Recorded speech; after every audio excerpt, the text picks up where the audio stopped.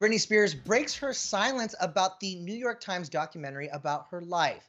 Framing Britney Spears examined and detailed the 13-year conservatorship that Britney allegedly has been stuck in. And while the doc was released at the beginning of February of this past year, we had yet to hear from Brit until now. Britney posted to her Instagram of her dancing to Steven Tyler with the caption in part that read, "My life has always been very speculated, watched, and judged really my whole life. It takes a lot of strength to trust the universe with your real vulnerability because I've always been so judged, insulted, and embarrassed by the media, and I still am to this day.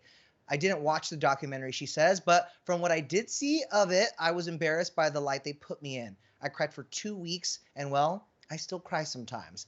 Malicia, what do you think of Britney's message here, and does it help or hurt the claims in the doc?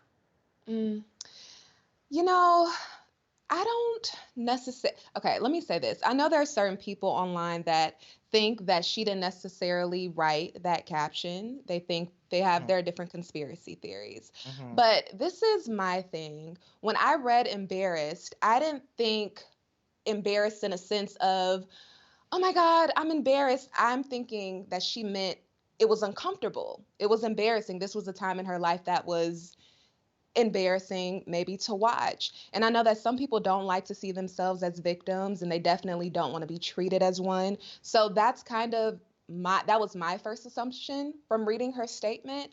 But I want to make a note of something journalist Roz Weston, he's a part of ET Canada. He made this point this morning and I felt like it was a really good point.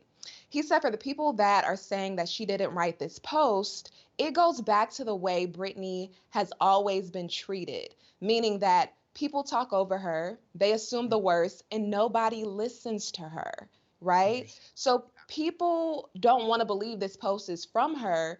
When in all actuality, it really can be, but just because it's not necessarily what they want to hear, and by that I mean that the documentary was right, they were spot on. Because it's not that, we're quick to say that, oh, she didn't write this post.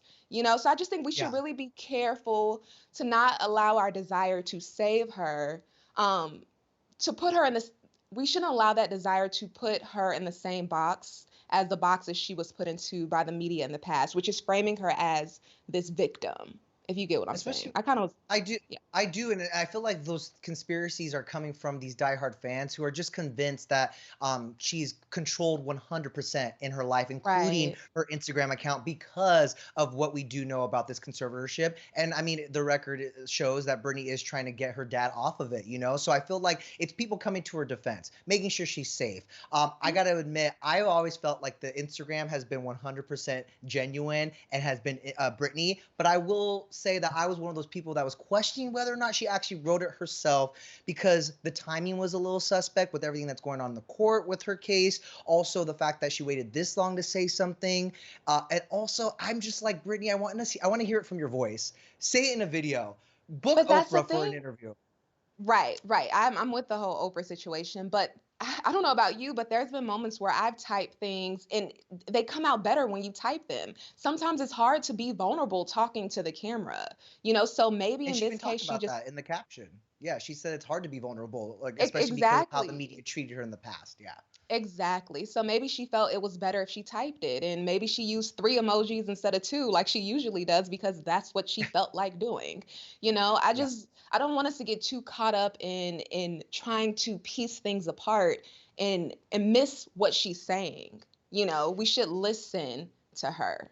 And maybe I have a different interpretation of the documentary because as hard as I can only imagine it would be True. for her to relive those moments and to see those moments, that's got to be tough, period. But I Yeah. also felt like the documentary was kind of coming to her defense too and calling out her mistreatment over the years, especially with the media. So I feel like if she really watched it, she might feel like a sense that there are people who are trying to right those wrongs, you know? And I know it's Yeah. unauthorized and it's a lot different when she has no control over it, but I felt like it, in my opinion, actually, if it didn't paint her in a good light, it painted everyone else in a worse light on how they treated her. Yeah, and I think we're getting at this point.